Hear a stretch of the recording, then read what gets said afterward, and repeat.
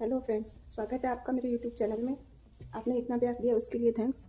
आज हम बात करेंगे एल शेप के सोफ़े के बारे में।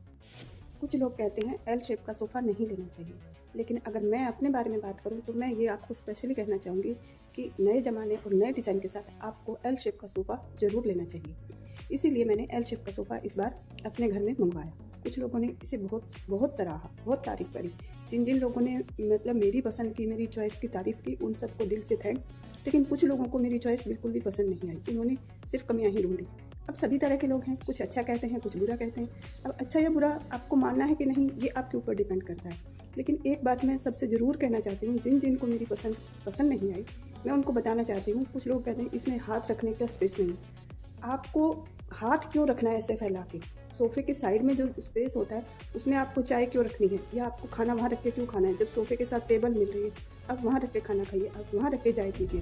दूसरी बात, हाथ रखने के लिए इतना इतना ज़्यादा स्पेस जो दिया होता है। बहुत से सोफ़े थे वहाँ, जब हम देखने गए शॉप पे, बहुत सारे सोफ़े ऐसे थे जिसमें हाथ रखने का स्पेस इतना छोटा भी दिया हुआ था, जो कि हमें नहीं पसंद था। वो फालतू में ही जगह घेर रहा था। आप उसके ऊपर डस्टिंग का अलग से आपका टाइम वेस्ट होगा। इसलिए हमने बिल्कुल हाथ रखने का, इसका पतला ही स्पेस है जैसे एक चेयर का होता है, उतना ही हम लाए। लेकिन कुछ लोगों को ये दिक्कत रही कि इसमें हाथ रखने का स्पेस कम है, इसका कॉर्नर की सीट यूज़ नहीं होगी, इसकी गद्दियाँ मोटी हैं। तो भाई साहब, आपको बैठने के लिए जो कंफर्टेबल गद्दी चाहिए वो एकदम कंफर्टेबल है। एल शेप के सोफ़े में आप अगर ये चाहते हैं कि आपको सारी जगह यूज़ में आए, अगर मैं एक बात करूँ, सबसे ज़्यादा यूज़ जो मुझे आ रहा है इसमें, वो कॉर्नर आ रहा है जहाँ एल बन रहा है।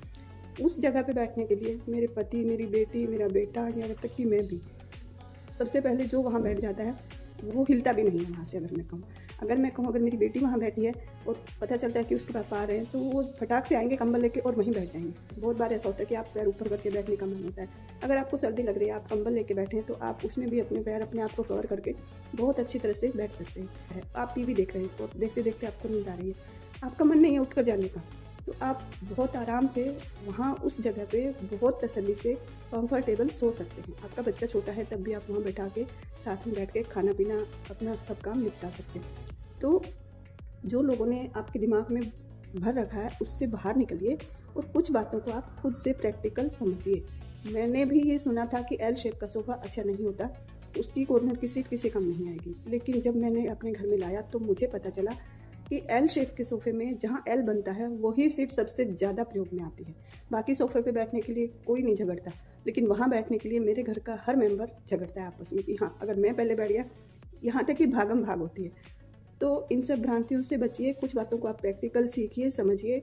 अगर मेरी वीडियो अच्छी लगी हो तो फ्रेंड्स लाइक कर दीजिए। अगर बुरी लगी हो, कुछ आपके सुझाव हो, तो आप मुझे मैसेज कर सकते हैं। मिलते हैं एक और नई वीडियो के साथ, तब तक धन्यवाद।